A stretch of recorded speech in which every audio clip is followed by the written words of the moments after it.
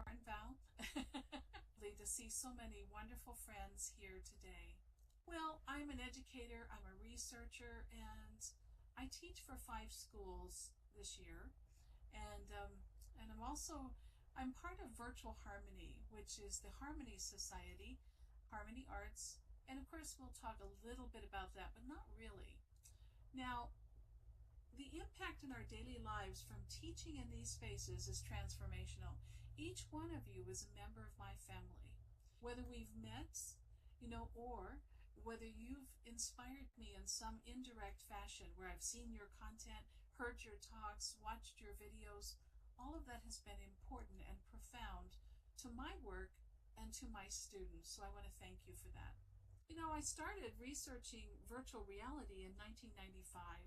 And I had to wait till technology caught up. They had to design a processor, the 166 megahertz processor, before I could get it on a PC, which was my goal. I wanted everyone to be able to use it without training, help, or manuals.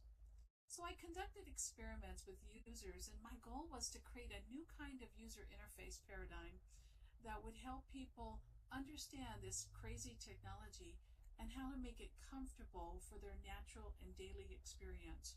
My goal was to have incredible classes where we could go anywhere in the world and experience the content, but from home, right? After all, I knew that no one reads manuals, no one, follows instructions, and help facilities are never written for people who truly need help. You know why, right? It's because they're written for success. And if we were successful, we wouldn't need help. So understanding human nature was the first, hey, I'm glad you're home, first way of thinking about this experience. Now, I worked for a defense contractor prior to going for my doctorate. I gave myself a voluntary layoff to go back to school. And but before then, I was the madwoman who maintained the software for the situation room that you might see in the movie War Games. How many of you remember the movie War Games? That's so 1985, right? Yep. And I didn't have a Whopper. I wasn't doing wargaming at that time, but I was doing the software. And then everyone left. We delivered the project. Everyone left. And I had the transitioning maintenance contract to maintain the operating system. And it was on an IBM mainframe. And IBM quit maintaining it. But I was still on contract to do 2 more upgrades. So I thought, wow, this is work, And I did. We got it done. And you know why? It was due to people, amazing people in my life, the fantastic people like you, who give me strength and make the impossible possible. And that's really what I want to talk about today, is how you do it. Yeah, the Whopper, you bet. And, I was going to play a short trivia game. I apologize. I only have a couple questions, so we're just going to kick it old school. Normally, I play my viewer that listens to you and tracks what we're doing. You'll notice on screen, I've taught a lot of different classes in the virtual world, right? Yeah, it's not gonna do the game, so we'll just chill on that part. I hear someone's typing. I didn't realize my typing interface was playing typing sounds. And of course I want to adjust it in the worst way, but I'm going to ignore that. I'll just turn down the sound. So I taught a lot of different classes, and guess what? Some of these I designed because of you. I got together in a think tank. Let's see if that's here in the notes. I think so. And well, first I was inspired when I came in 2005 with the Educational Gaming Conference from the New Media Consortium and Learning Times, which is an online, web conferencing tool. I think they were using Illuminate back then. I don't know if you remember Illuminate, right, before Blackboard acquired it. But, and they invited us to come into Second Life, and I did. But I was paralyzed. I was stuck on the starting island. I had to create multiple avatars to figure out how to get off because they gave me a very literal instruction do not go forward until you turn on the audio and video. Only their parcel had no audio and no video. So the options were grayed out. I could never get off, and I am a stickler for instructions. So that's one of my failings, is to be a little too literal. But luckily, I created multiple avatars. In fact, I have 9 of them today. And I got off that island and got to work. And I was inspired by the New Media Consortium who brought us here, and I got to thinking about, what do we need in this changing world with all this technology coming together, with virtual worlds, with social media, web tools, mobile computing, with cloud computing, and then the semantic web, this linked data. How will all of this come together, and how will it matter? And I got to thinking about it, and I said, we need some degree programs that will help our students research these areas and understand the effects of a global culture, the effects of all this conversation. And it wasn't just about technology. Naming it was the hardest thing to do in this. And by the way, the working title was The Borg. I'll type that.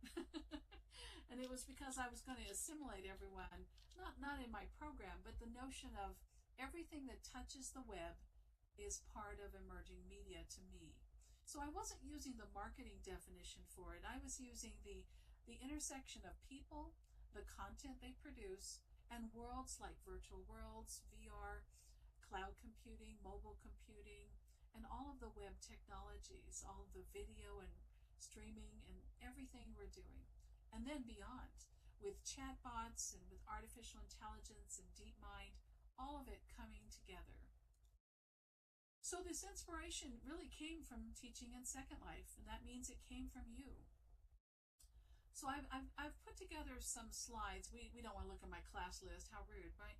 I've taught 70 some odd classes in my life, different subjects, and I just finished writing an AI class, so I feel like I did not accomplish my goal, which my doctoral degree goal was to be a master in one field.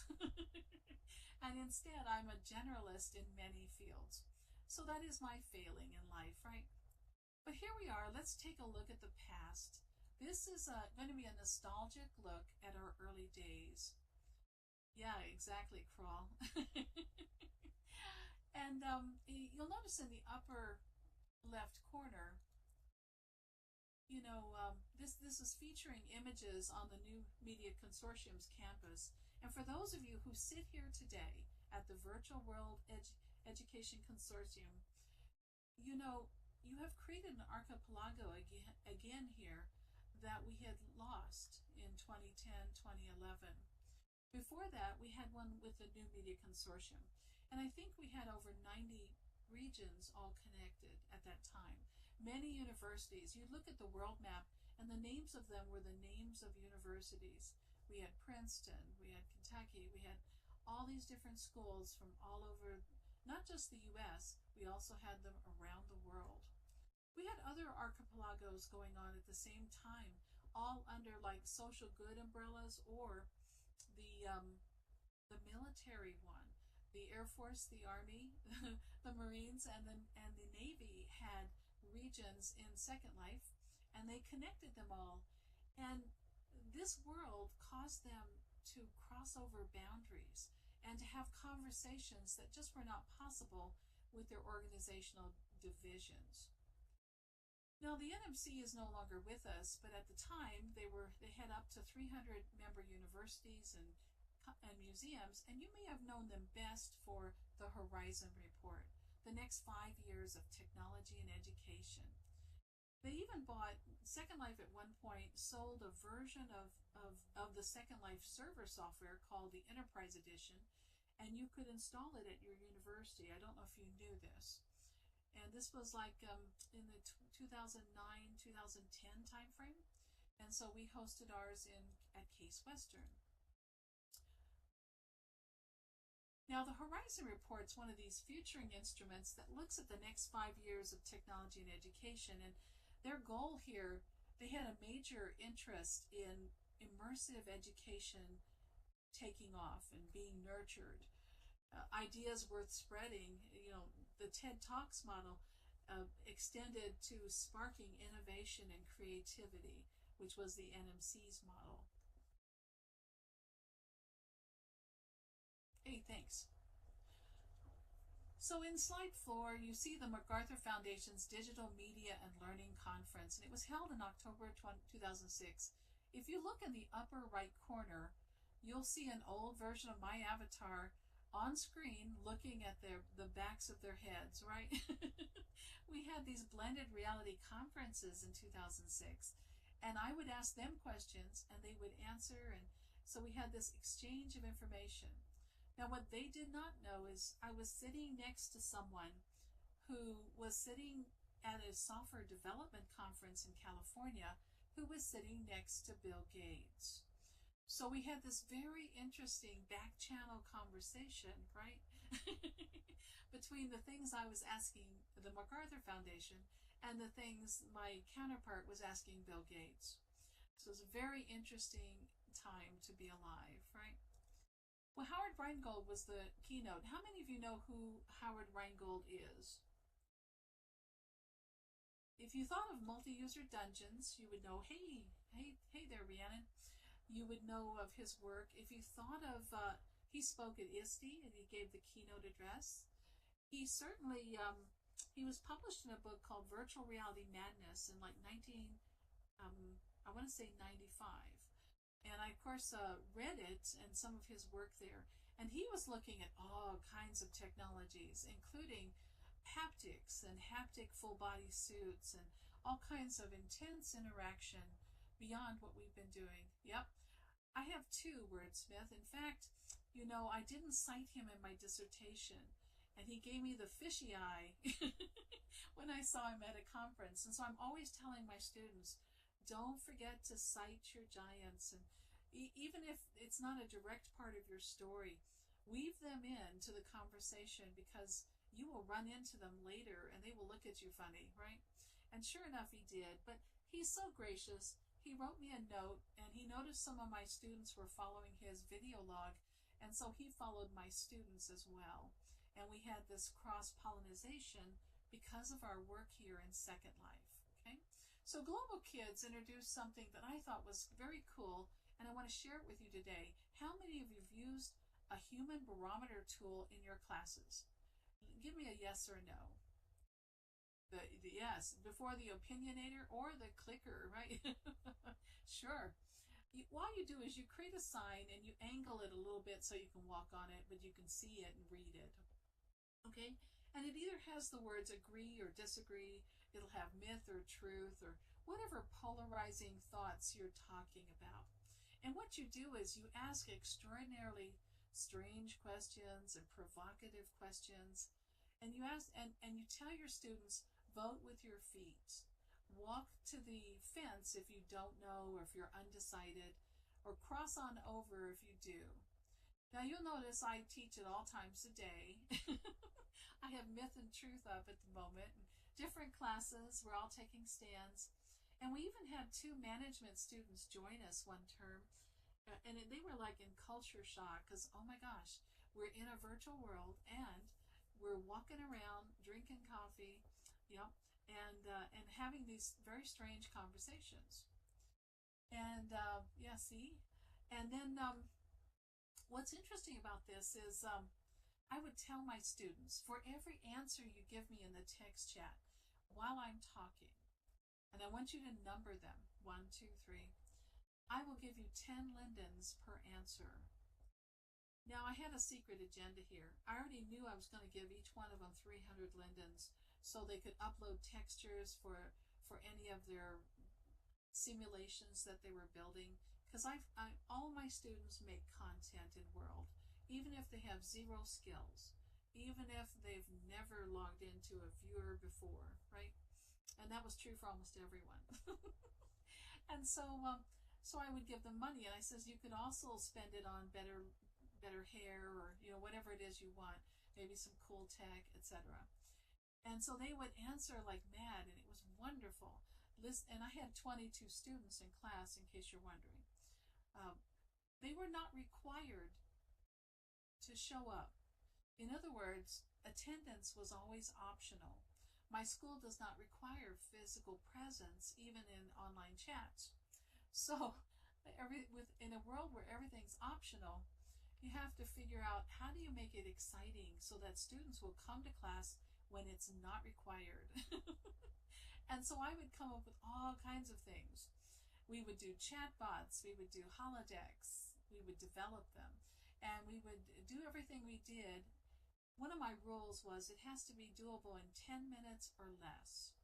That's one of my little cognitive steps because we're so busy. This talk today I put together, I put the slides together last night, a few of them, but I actually finished it and pulled it together for you today in about 10 to 15 minutes while we were doing our voice check. That's what I was sitting here doing. So students take a stand for their ideas, and they can talk and participate in quiet ways or in very vocal ways. And this encouraged them to realize this is their world, and they can be comfortable within it. I was also teaching them navigation skills, right? Movement, interacting with objects. I had a secret agenda, which was to get them comfortable enough so they could build content and tell a compelling story set within it, right? Now, look at the lower left corner. That's me in April 2006, my first day at the New Media Consortium's campus. I know Buffy was there, several of you were there, and this was a groundbreaking event. Now, what's interesting about that is, and this is what happened after that, this is later in the year, but what's interesting about that, and I'll just go back a slide, is that we all came together. An Electric Sheet designed the region, and they wrote all the scripts, and I proceeded to attach myself to them. I became stalker girl, right? And I took a vacation at work, a summer vacation, and for 5.5 weeks I took 57 classes in animation and texturing and building and scripting and you name it. Hey there, Buffy. I scarfed everything inside. And of course I loved it. And so anytime my students would tell me, well, I'm not sure I could do that, I volunteered with 400 8th graders with Peggy Sheehy in the Ramapo project on the Teen Grid. And I'm not showing images of that today, but and I learned from those 8th graders so much. Everything we did had to be doable in 40 minutes or less before the school bell rang. And when it did, they'd log off from Teen Second Life, they would run down the hall, and they would log back in. Now, they were on a secluded set of regions, so it wasn't the same as the commercial product. And thank you for that, Krill. And then, and so what was fascinating about that was I had to send an avatar over there on a one-way trip who could never come back, right? And who could never interact with the general population. I could only be with the students on campus. But it was really a blessing. For 2 years, I learned so much from the 8th graders. And so when I would come back and teach my doctoral classes in the evening, I would explain to them, hey, 8th graders of all abilities and walks of life can do this. You can do it too. And they had no prior knowledge either. And sure enough, it gave my students strength. Okay? Now, many things happened over the years. Let me tell a little story here. You see that image in the upper left corner? The sign says, the future is always under construction. Sorry for the mess. And that's the same region where Seaford Surface had his Cricket House based on, and there was a Cricket House by Robert Heinlein, the image. Hey, thanks for those images. People are dropping things on me, so thank you for that. I even have that. I don't know if I have it here in this talk, but let's go see. Anyway, that's Pathfinder Linden, in case any of you have never seen him. And that's his avatar, Black Mage, that he had fabricated. And he was giving a keynote at the NMC summer fall conference. It was a Southwest regional. And at the time, I was paying for my regions out of pocket, which was $2.95 or something like that. And he started playing pranks. That's me demonstrating the content in the upper left corner. And I turned my head for a moment. He is logged into World. I'm logged in too. And he starts playing pranks with my Paradise blanket, rezzing holodeck scenes and doing cool stuff, right? And the audience starts laughing. Well, I'm giving a talk on what can we learn from Second Life and World of Warcraft, right? And so I'm gratified that they're laughing, but I said, I haven't said anything funny yet. So I turn around to look, and he starts appearing. And I had to enjoy that. By the way, if you want a copy of these slides, you certainly can have them. And if you don't know who Seaford Surface was, he was a postdoc in mathematics who did amazing sculptures here in Second Life, and many of them were at the NMC campus. But he's famous for creating some incredible content. I do have a link for you on some of that, and I can give you that link here. Let's see. Let me grab that for you real quick. So what you see right now is indeed the image that Orinoke gave me, and if I'm saying your name wrong, my apologies. That's Pathfinder up there on the analyzing, right? And he's sitting on Bloom's taxonomy, and Thursday XU created it. I don't know if you guys remember Thursday and his amazing content. He looked like a counterpart of Buffy with all the beautiful tie-dyed avatar. But this takes me back, and just so you know, we would get up to 4,000 or 5,000 people at a conference. Now the conference had to last for a week because you can only have 40 to 100 on a region, right? And of course, he tracked. They came from over 90 countries. He said 150, and I thought, wow, that's amazing, right? There you go. See? Hi, Max. It's so good to see you. And so this is what convinced me that there's not just a need and an interest, but that the world was hungry for this. Now, Pathfinder was our education support person at Linden, and Midori is now taking up some of that role, which is very inspiring. I want to thank her. I created this not because I go around creating mosques, by the way, but because the Institute for Compassion and Peace asked me to do it in 2006, and we were on spring break, and I thought, well, I better learn how to build quickly. But luckily, one of my family members is a master texturer. So we made all the textures that you see on this in this build. This is 350 prims. It had to fit on 30 by 50 meters, which means I had to compress the Friday mosque really, really small, right? And then it had to have the women's side, an ablution area where everyone could wash and cleanse themselves. And it had to have all these elements. Well, I want you to look at at the turrets. You see those? This was the inspiration for my gazebo series that I gave out to the educator community. And if you want any of those things, you just have to ask, let me know. And I'd be happy to share those with you.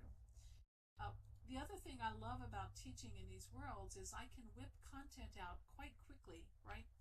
Whereas you can't really do that at a physical conference. You can't just change the world or start bringing stuff out. They might get annoyed, right? Yeah, let me see if I have any of these. Yeah, I do. Here's, let's see if this works. I'll put on my little thing. And for the camera person, I'm rezzing something at my feet. There's a miniature of my little gazebo. This is the kind of magic you can't do in the physical space. You can't start whipping things out, and it might be giveable, but you really want, here, I'll make it copyable. Yeah, let me shift drag it. Sometimes when you make things copyable or take copy or whatever, they're not very obedient. You have to go for one or the other of it. But in any event, and I have larger ones, I'll pick it up for now so I don't disturb the region. And then if you want those, I am me after the talk. And by the way, I'll hang in and I'll get you some of that content, okay? I have other things too. Let's see. So anyway, this was an inspiration, being asked to develop a mosque. And it was because I was fascinated with castles. And I was making castles, and really poor looking castles, I might add. We're talking something from like a ruin, And I I even made a Halloween version that was a ruin. But these opportunities for creativity inspire us. So I moved my office into Second Life in 2006. That's what it looked like on the left. And for those of you who attend the Virtual World Education Roundtable or Virtual Education Roundtable, whatever the name is today, right? Because it keeps changing. Because we get more expansive. We start adopting more worlds, right? The top device is one of those seats that when you sit down, it keeps resing a new seat. And of course, that was from a device from 2005. And so we were all really excited about that. The reason I'm sitting underwater is because I said, you know, watching a fish tank is so relaxing. Wouldn't it be nice if we were inside the tank? If we were on the ocean floor, just relaxing and having a great time. And so I created that meditation table so my students could come have a seat, talk to me about their doctoral research, their graduate research, or my undergraduate students could share with me their career goals and fears and where they wanted to be heading.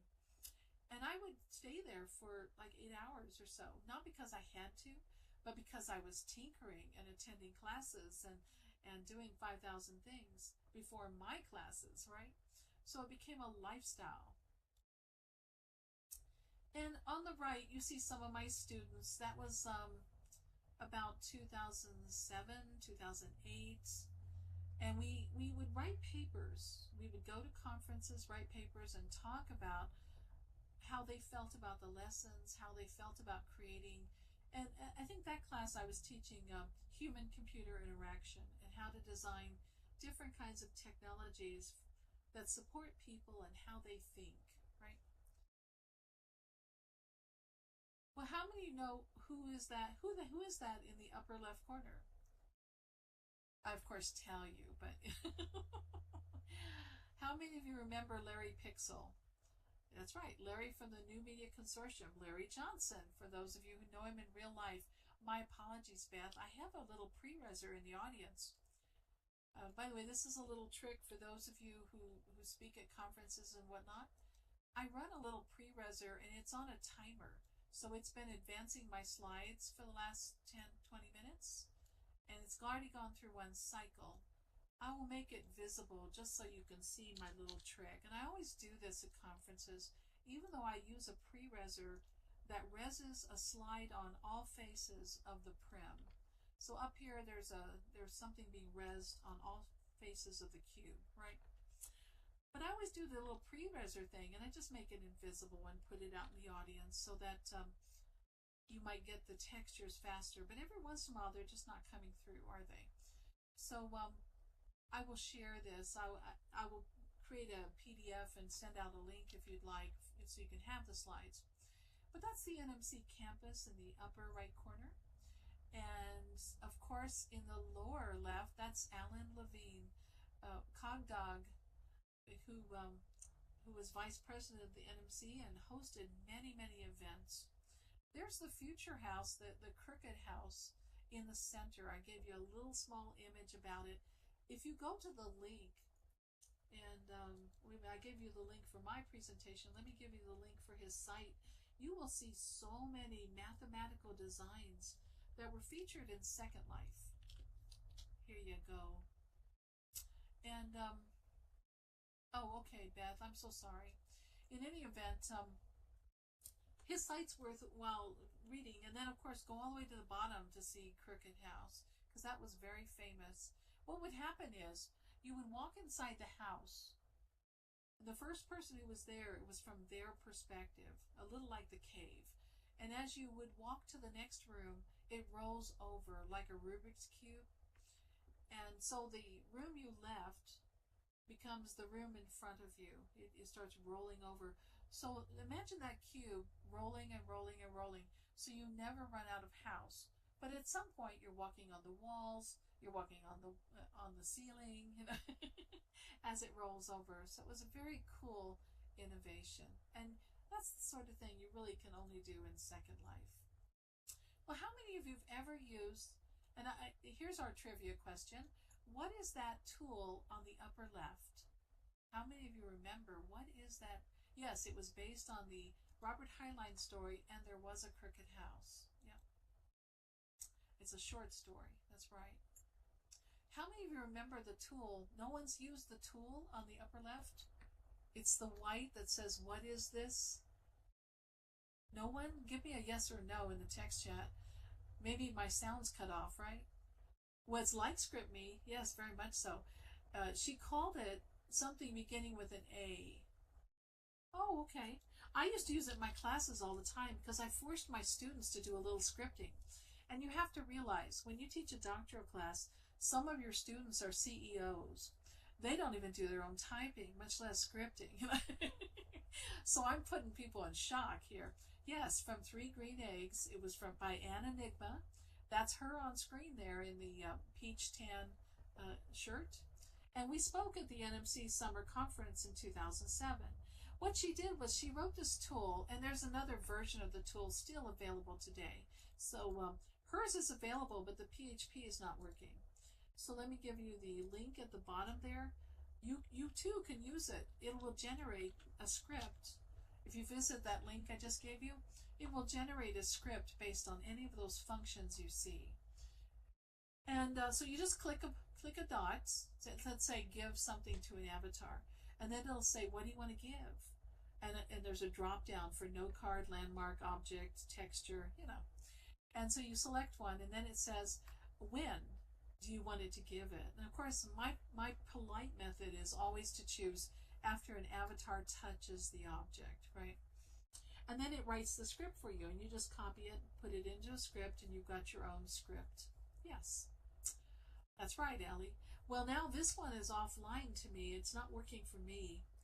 It's something to do with either PHP or maybe it had some JavaScript or something that's just not quite coming through. But the Conway one that I just gave you, and maybe that's the one you're using, the Conwiley from the UK, that one works very well, and I was generating it last night. That's right.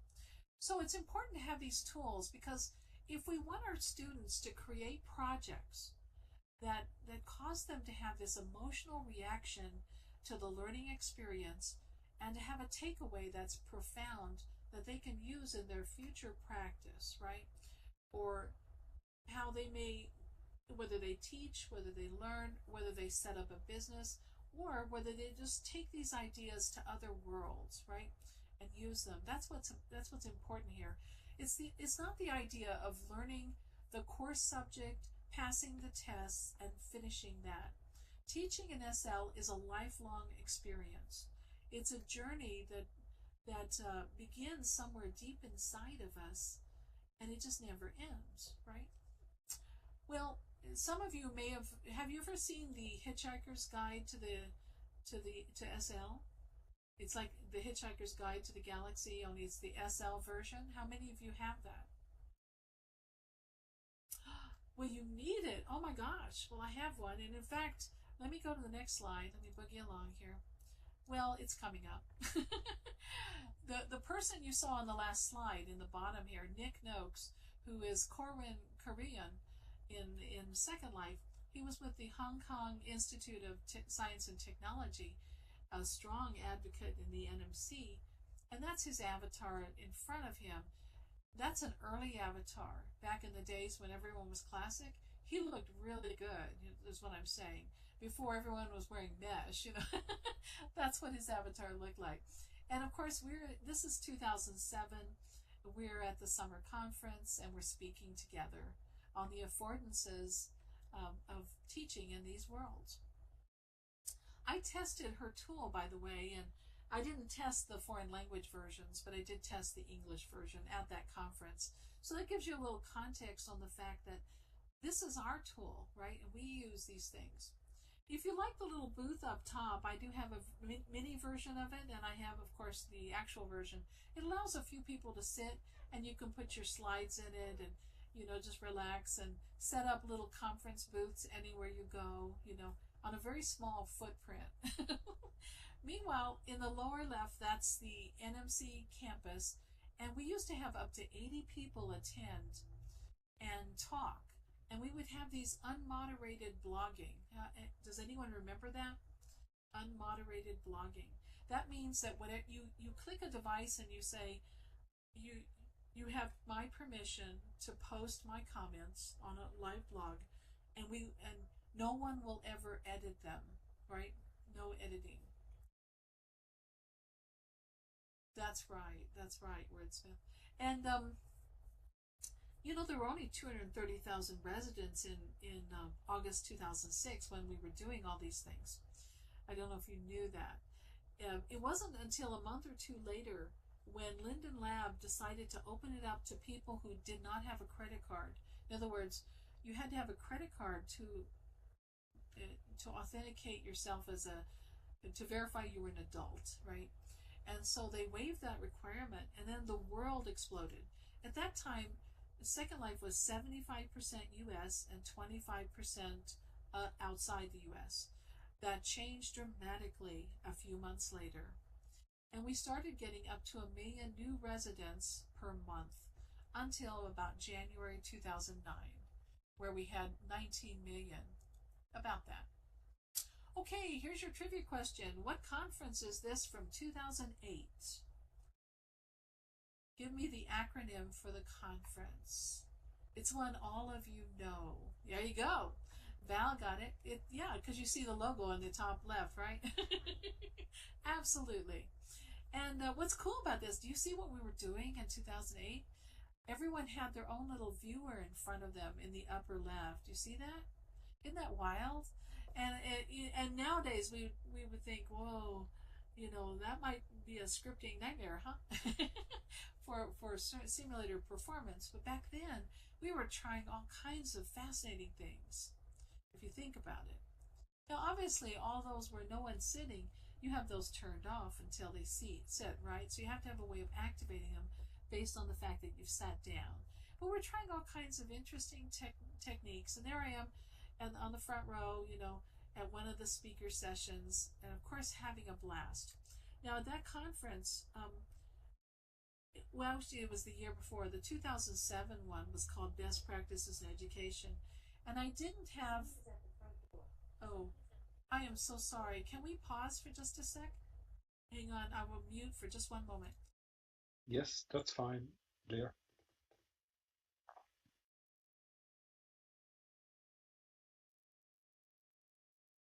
Sorry, a computer just arrived that I've been waiting for a month. Of course it comes right now. So I asked my family to go get it. Okay, so it's for my family. Anyway, moving along. So let me take a look at the time. I don't want to delay us. How many of you have ever seen the Thinkerer Award? I know several of you in the audience have, because you have one. In the right-hand side, I was so fascinated with it. It's like getting the Emmy. It's awarded for your lifetime service, but what really is fascinating about it is how amazing it is to be part of this society that we have here. And it was in sync with how I think about the world and the universe and everything we're doing, because those of you who know me know I'm fascinated with the mission to Mars, and I volunteer to do research to help understand problems about living on Mars, right? And so for the VWEC conference that year, I created a Martian World's Fair, like an intergalactic World's Fair. That's the agricultural booth. I made it a crazy looking booth with crazy plants that are kind of alive. And then I created translators and went around harvesting translators. The Navi Avatar translator, the Klingon translator, the two forms of fairy, of course Tolkien, Elvish, and then of course the Great Company Elvish as well, and a bunch of other languages. Just fun. And that's my students working on it with me, who are now, one of them is my dean. So that's the other part of our legacy, is as we teach in these worlds, we empower our students to greatness, and they make such a difference, that it's really hard to measure today. Now you see Barbara Truman in the lower left, and of course she received the Thinker Award that year. She's no longer with us, but she's with us in spirit, and so I always feature her in my talks. By the way, I've given you information on how to reach me. in case we end before I end, right?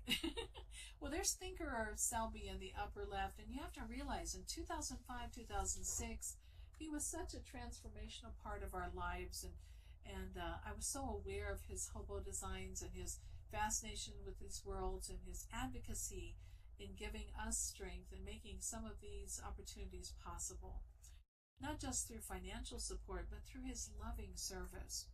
And so I want to do a shout out to him. That's him with the picture of Lauren on his back in the upper left. And Edunation. How many of you ever did a Webheads? Yep, Webheads is a group. It was a Yahoo groups. There we go.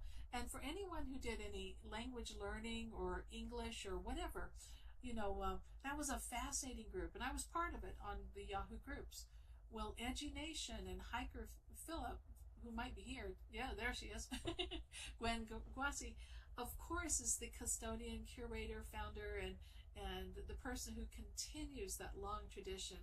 But as a newbie, I would go over there and they would play music videos and I would dance. They had a cabana, they had the beach. And unfortunately I went there when no one was there. I was always going at strange times, but it made me feel like I was at home. It gave me such a connection between music and art and this amazing experience. I felt larger than life. Well, and so these are images from the various, conference posters and ways of thinking, and all of these things have made an impact on my teaching. And so I wanted to thank you for them. Of course, the year I got the Thinker Award, we had this wonderful Under the Sea, Beatles tribute, and I just loved it. Being in an octopus's garden and dancing with you all and thinking about our times together. And I'm sorry, Beth, if I went too fast over that, but I just saw the time. Well, today, if you would like any of the things you see on screen, and that includes that Mahjong game there. How many of you have ever played that Mahjong table? It's 182 pieces when you res it, so you have to be on a sandbox or a place that can take 102 parts. But here's the cool thing. When I was teaching scripting with my students, all of those scripts are readable, and you can tailor that and make new games from it. And so everything is available. It starts out as a little table with only a few prims, but you can touch it, you can play with a friend. It has a radar sensor that allows you to detect when someone's within 5 to 10 meters and invite them to play.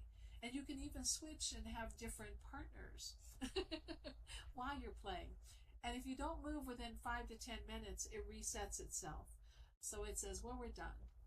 On the left, remember how I said the Hitchhiker's Guide to SL? Well, that's an example of it. It looks a little crude. What I do is I use that as a teaching tool to teach my students how to create heads-up display devices or interface windows. In it, it has all these images, and when you click on it, you load a note card and all the images related to it, and they change. There's one set called freebies, another for art, another for education, etc. And as part of our history, it's important. So if you'd like a copy of the Hitchhiker's Guide to SL, even as a historical component or a teaching aid for your students, you can certainly have one. Just let me know. Make a list. Hitchhiker's, Mahjong. So far, we had a speaker booth, for 2 to 4 people, and we also had, the other thing, the gazebo. Well, we're about at the end of our proper time, and remember I said you could ask questions at any point, but I haven't seen any questions come in. I did see that Val, of course, has confirmed that Thinker is a major champion, and an advocate, not just in virtual worlds, but also in web worlds and in other spaces, which are forms of virtual worlds, but they're using different technologies. Often this is the point where we say, well, what is a metaverse, And here's what it is to me. A metaverse is a place where we all get together and we share and we do things together, whether it's fun, work, education, whatever, and all of it has a fun, playful, feeling to it. We learn all kinds of skills, whether it's these virtual world skills or class skills. We build relationships, right? We dance, we laugh, we sing, we talk about FERPA, We talk about the challenges of teaching in an adult community, right? We talk about if we're going to be open and allow guest lecturers. And please realize, Larry Johnson would come to my class and guest lecture. Pathfinder Linden would come to my class and guest lecture. Did you know that? You know, yeah, I could. I just can't do it while I'm talking, Val, but I will. And I can put them on a little giver. Yep, I'll do that right after the session. But it's amazing to have this connectivity, to have thought leaders from around the world, famous and perhaps not so famous, join us and make a difference in our lives. That kind of cross-communion you really have a hard time doing in a course platform or in something else. This was me teaching them how to do, how to set their permissions. Well, no talk before we leave is complete without doing a shout out to the people we lost. I was looking for a picture of Plasma and of course couldn't find one, but I did have the Thinkerer one where we're wearing a box on our head, the Rodin's Thinker, from the Exploratorium. I just didn't get it in here. But that's Cyrus Hush in the upper left, who we lost, who of course created an amazing tour of Second Life that was a 3D tour on the Chilbo region. And if you've never visited it and visited those sites, it's certainly worth a view. Delightful Duwangle gave up her doctoral program after she completed all her classes to come study with me and complete a second doctoral degree program in emerging media, the program I started, and of course continued as a researcher. Well, as we get ready to wrap, I see we have 9 minutes. Ask me those questions if you have any here. Oh, Wizard of Life asks, what about teaching tools in SL? Do you think they're adequate or can be improved? Everything can always be improved, so that's the easy one. As far as teaching tools in SL, you probably have your favorites. I certainly have some too.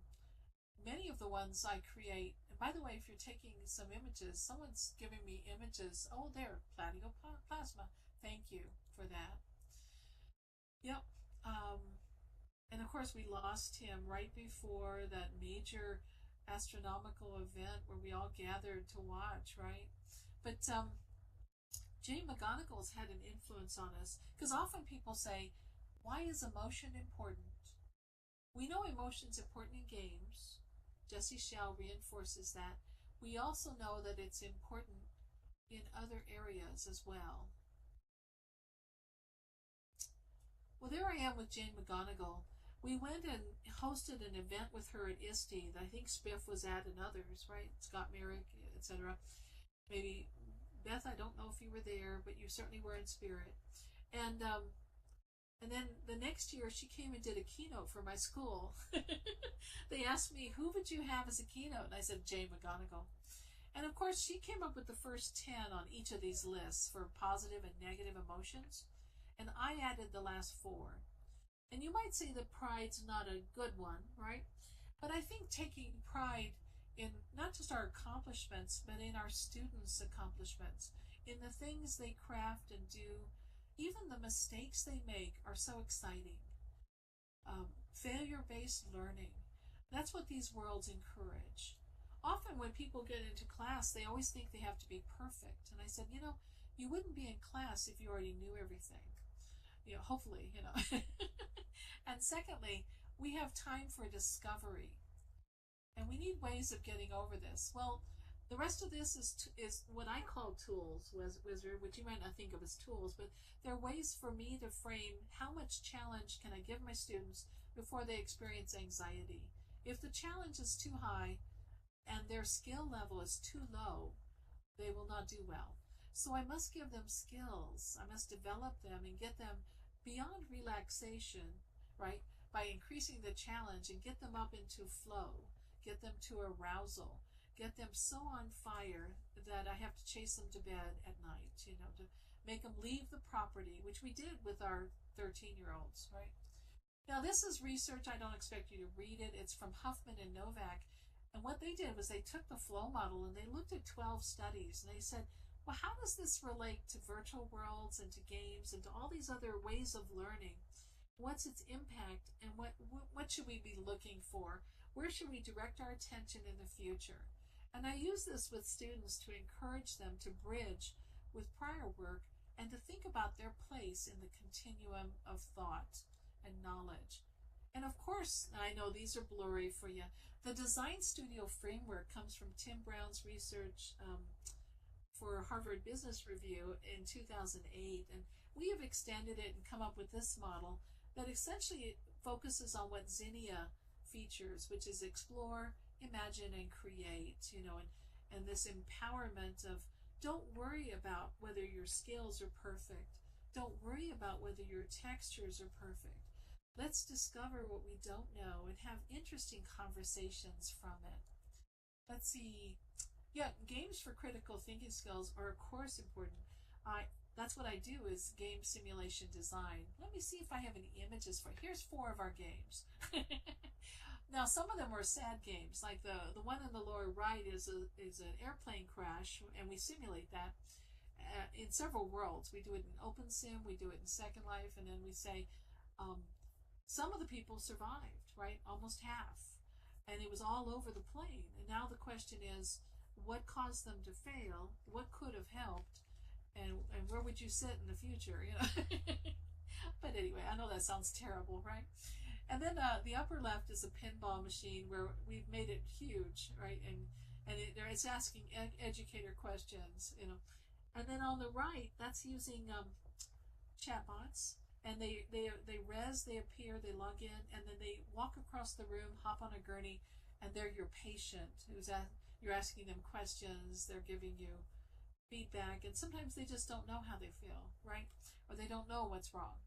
And then the bottom left is a team building game. But we have dozens of games that we've designed in these worlds, and we do some participatory games with our students. We ask our students to do this topic analysis montage, which means we ask them to think about discovery. We ask them to think about actuality of being, about the friendship space, the private space. Why are you here? What do you hope to learn? And how do you plan to do it? And then we think about how we present content, how we structure our activities, and how we evaluate, what they've discovered. I use a process called cognitive apprenticeship, which means I work alongside my students. They learn from me, and I learn from them, right? It's reciprocal. And I'm not the fount of all knowledge, but I know more than they do, usually about the subject I'm teaching. But when it comes to the virtual world, we're all explorers, right? So we have to have a certain fearlessness. And when I come to class, I'm always fully covered with many layers in case a layer's not loading, right? In case you're wondering. And there's Barbara and Kay Novak, Kavan Zenovka, who's spoken for many of your events, holding our book. Val Librarian and dancers are also co-authors on it. There's Abacus Capolini in the lower left at ISTE San Diego.